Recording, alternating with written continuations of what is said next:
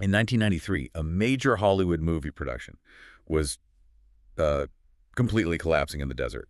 The original director was fired just a month into shooting. Yeah, it was an absolute disaster. Right. I mean, the lead actor was secretly ghost directing the film at night, desperately writing shot lists just to keep the crew moving. They were bleeding money. And, to make matters worse, a massively funded rival blockbuster covering the exact same historical subject was actively trying to crush them. Oh, yeah.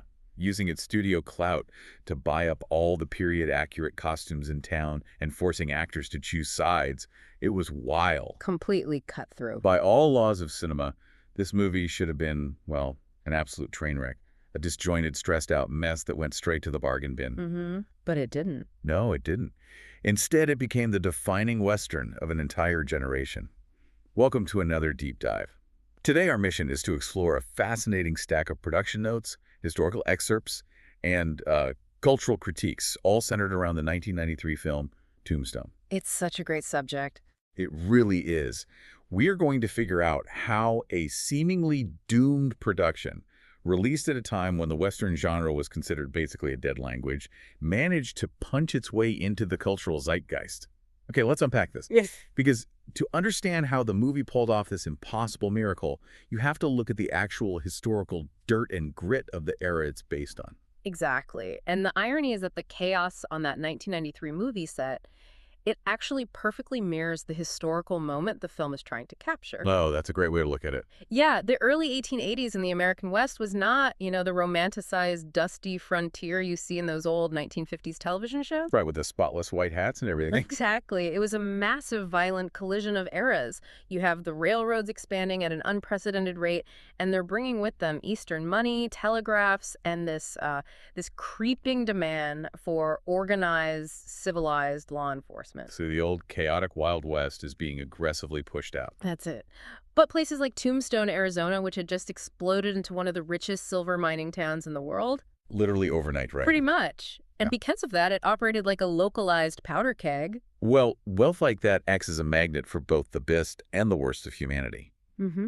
You've got, like, venture capitalists and legitimate entrepreneurs flooding in to build theaters and ice cream parlors, but standing right next to them are the holdovers from the old world. The rustlers. Right, rustlers, opportunistic gamblers, and organized crime syndicates. Which brings us to the Cowboys. Historically, they were a loosely organized, ruthless gang of rustlers and smugglers who operated across the U.S.-Mexico border. The guys with the red sashes. Yeah, red sashes. They intimidated the locals and basically treated the Arizona territory as their own personal piggy bank. Wow. And walking straight into that specific tension, the desperate push for modern civilization colliding with entrenched lawlessness are the Earp brothers. Wyatt, Virgil, and Morgan. But looking through these notes, I got a bit hung up on how the movie handles their actual timeline. Oh, sure. The compression. Yeah, the script completely compresses the history. It takes years of sprawling, complex border skirmishes, political maneuvering, and legal trials, and squashes them down into what feels like a single breathless weekend of violence. It moves fast. Super fast. As a viewer, it's undeniably thrilling. But from a purely historical perspective, doesn't it feel like we're letting the filmmakers off the hook for rewriting the facts just because the explosions look cool? Well, what's fascinating here is that the film actually achieves a deeper emotional truth by abandoning the literal historical timeline. Wait, really? How so? Because if a filmmaker gets bogged down in the minute daily details, like the weeks of waiting, the court hearings, the mundane patrols of the 1880s. Like the boring stuff. Exactly. They lose the narrative drive entirely. It becomes a textbook. By compressing the history, the screenwriter, Kevin Jarre, turned the script into a pressure cooker. I see. Trapping these sprawling historical conflicts into a tight window forces the characters to constantly react at maximum intensity. Tombstone doesn't try to be a documentary. It presents the mythic version of the frontier. So it's more about the feeling of the era. Yes. It captures the psychological terror of what it actually felt like to live in a town where the law was failing. A pressure cooker is the perfect way to describe it. Yeah. And that pressure cooker wasn't just on the page, right? Not at all. The lawlessness of that 1880s boomtown was bleeding directly into the reality of the 1993 production.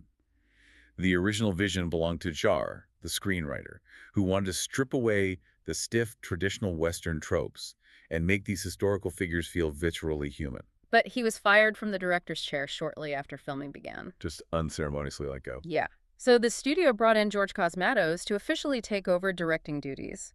But the notes highlight one of the most persistent, legendary rumors in modern cinema. Oh, this is my favorite part of the whole story. Right. According to several cast members, Kurt Russell, who played Wyatt Earp, was the actual glue holding the picture together. He was essentially ghost directing. Completely. Cosmatos was largely executing shot lists that Russell was secretly drafting late at night. He was managing the egos, dealing with a shrinking budget, and trying to keep the schedule on track while sleeping maybe 3 hours a night. It's exhausting just thinking about it. And he was doing all of this while staring down Kevin Costner's Wyatt Earp movie, which was shooting at the exact same time. Yeah, Costner was coming off the massive success of Dances with Wolves. Right. And his production was using its industry weight to actively suffocate Tombstone. Like we said earlier, they were locking up actors and buying up every available 19th century costume in Hollywood. It was a total blockade. So normally, panic breeds terrible art. What is said is that stressed, the final product is usually disjointed and unwatchable.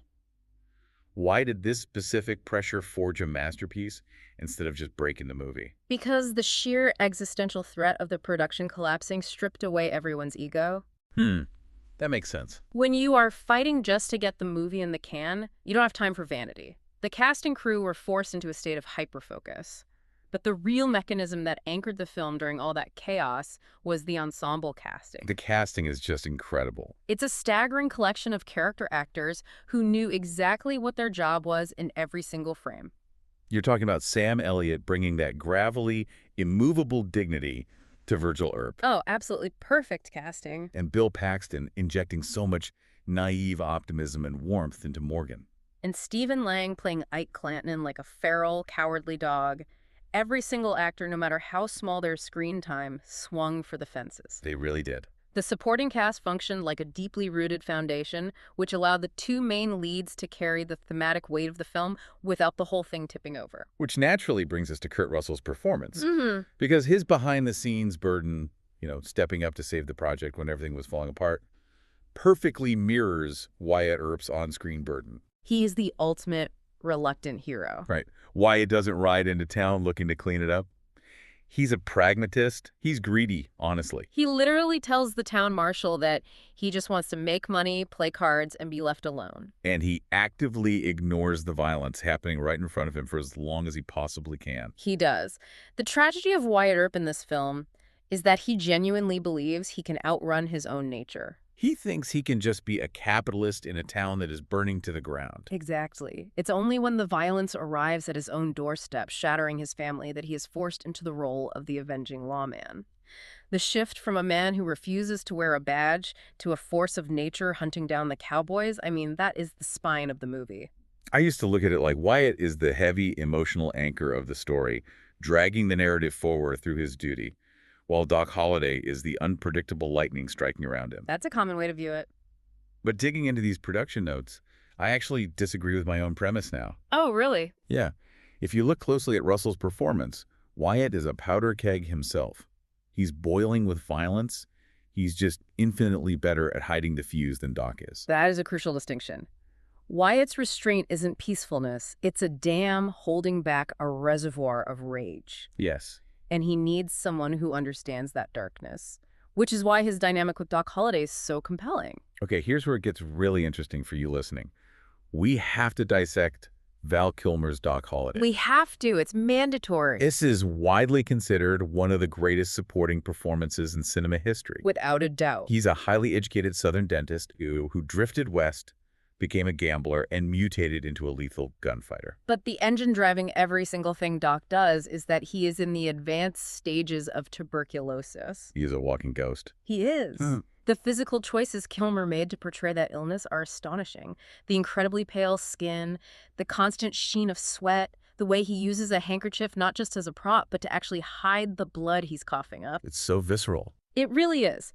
But it's the psychological mechanism of the disease that makes him so terrifying to his enemies. Because he knows he's going to die anyway, he is completely liberated from fear. Precisely. If you threaten a man who is already mourning his own death, your threat is meaningless. That's chilling. His absolute fatalism gives him an overwhelming tactical advantage in every room he enters. He can sit at a poker table, physically shaking and coughing, and still completely dominate the psychological space of the room because he is the only man there who doesn't care if he catches a bullet. The juxtaposition is brilliant. He'll casually twirl a little tin cup to mock a gunfighter, or he'll wink at a man right before shootout. Right. He's hilarious, charming, and a complete sociopath all at once. But despite all that darkness, the true emotional core of Tombstone is the friendship between Doc and Wyatt. It's a friendship forged entirely in blood and contradiction. Yeah, I mean, you have Doc, who is dripping with cynicism and openly mocks the idea of law and order, repeatedly risking what little life he has left to protect Wyatt. And then you have Wyatt, desperately trying to build a respectable, civilized life, remaining fiercely, unconditionally loyal to a dying killer whom high society despises. They couldn't be more different. They are fundamentally different men, but their loyalty to one another is absolute. But Wyatt's aggressive push to civilize Tombstone inevitably summons the ghosts of the old world to fight back.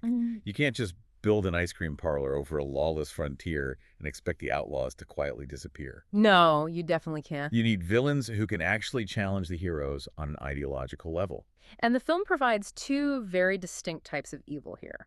First, you have Curly Bill Brocious, played by Powers Booth. He looks like he's having so much fun in that role. He really does.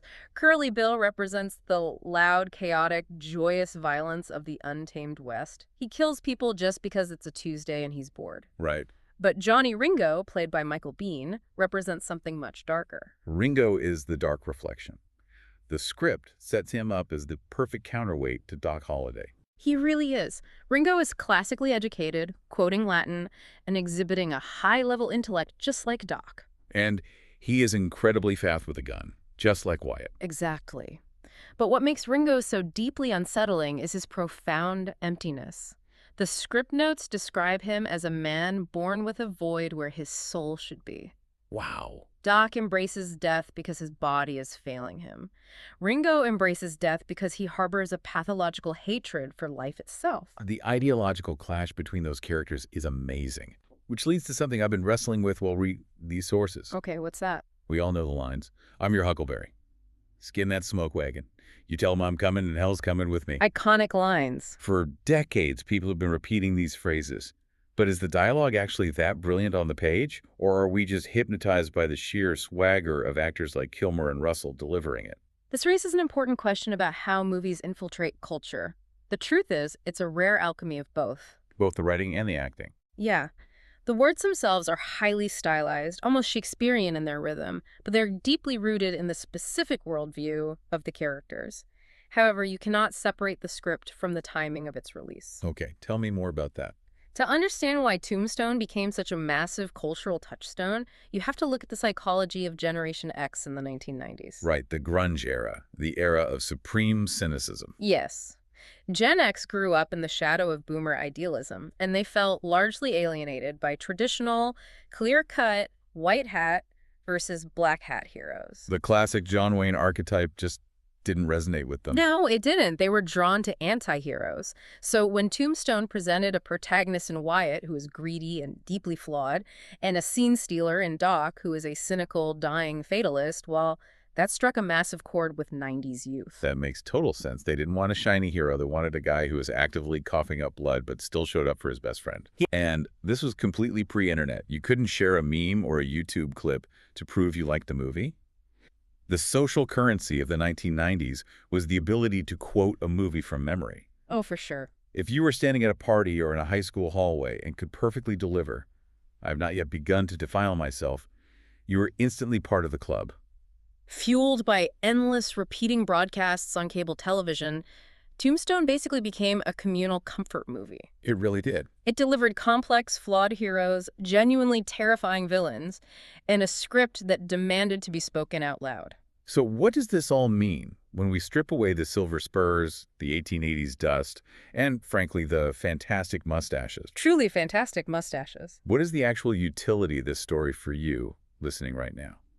The sources we've unpacked point to a few stark realities. First, true friendship isn't about having the same hobbies. It's about who actually stands beside you when the world turns incredibly hostile.